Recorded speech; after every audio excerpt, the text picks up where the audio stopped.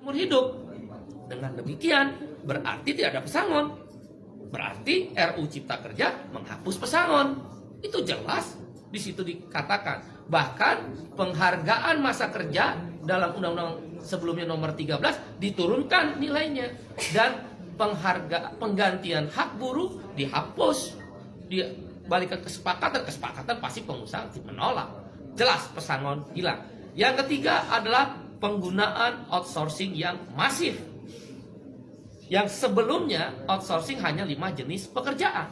Sekarang diperbolehkan. Sekarang semua jenis pekerjaan dan tidak ada batas waktu. Seumur hidup anak kita, para ibu yang susah-susah menyekolahkan anaknya, yang berjibaku pontang-panting mencari rezeki tambahan untuk menyekolahkan anaknya, negara membuka ruang.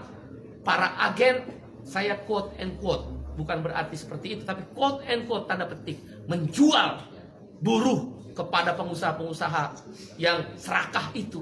Karena sekarang bisa melalui agen bebas, seumur hidup, dan tidak jelas masa depannya. Yang keempat adalah alasannya karyawan kontrak sekarang bebas. Dulu karyawan kontrak harus ada persyaratan. Boleh menggunakan karyawan kontrak kalau paling lama 3 tahun pekerjaan itu.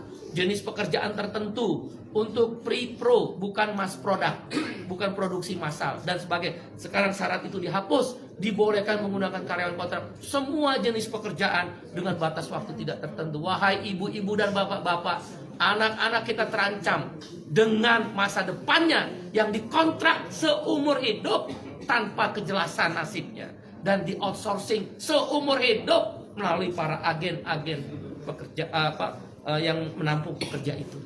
Berbahaya buat negara ini, terlalu liberal, tidak ada perlindungan negara kepada rakyatnya. Yang kelima adalah social security, jaminan sosial dihapus, khususnya jaminan kesehatan dan jaminan pensiun. Dengan berlakunya upah per jam atau istilah dalam undang RU tersebut persatuan waktu, maka tidak ada lagi kewajiban untuk membayar jaminan kesehatan dan jaminan pensiun. Bagaimana menghitung pensiunnya dengan upah per jam? Ditambah dengan adanya outsourcing dan karyawan kontrak yang bebas, siapa yang bayar jaminan pensiun para buruh dan pekerja itu? Dunia pekerjaan Indonesia terancam, pekerja-pekerja lokal terancam. Ditambah yang keenam alasannya adalah tenaga kerja asing. Dulu harus mendapatkan izin menteri, sekarang hanya sekedar pengesahan tanpa perlu izin menteri. Siapa yang kontrol bahwa buruh kasar tenaga kerja asing bisa masuk?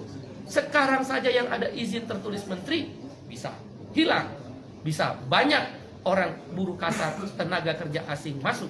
Sudahlah outsourcing, sudahlah kontrak bebas, sudahlah upah murah, sudahlah masa depan tidak ada, buruh-buruh asing bisa bekerja di startup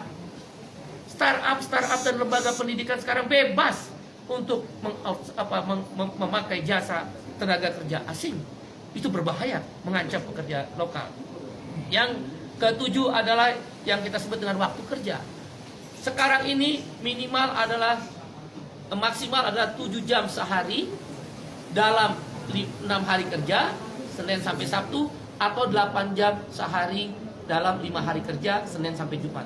Dalam RUU Cipta Kerja dihapus semuanya. Hanya dikatakan maksimal 40 jam seminggu. Berarti orang boleh bekerja, buruh dipaksa bekerja 14 jam seminggu.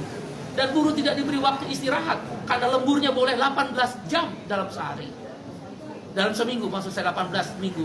Waktu kerjanya tidak lagi 7 jam atau 8 jam. Ini berbahaya untuk masa depan perlindungan kaum buruh.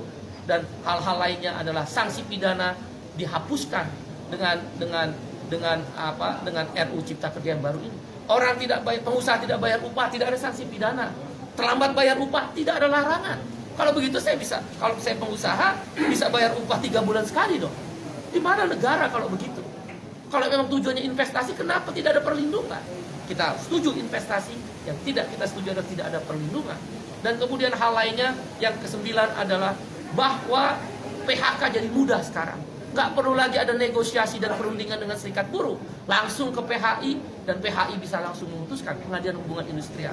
Jadi karena itu kami berpendapat 9 alasan KSPI menolak RUU Cipta Kerja yang sudah resmi diserahkan DPR akan dilakukan perlawanan.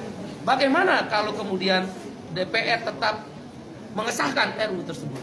Ada 3 langkah yang kami lakukan. 1, aksi besar-besaran selama pembahasan di DPR, maupun kalaulah dipaksa untuk disahkan yang merugikan buruh tadi.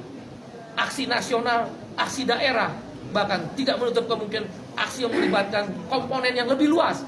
Kawan-kawan mahasiswa, mereka terancam. Begitu masuk pasar kerja, tidak punya masa depan.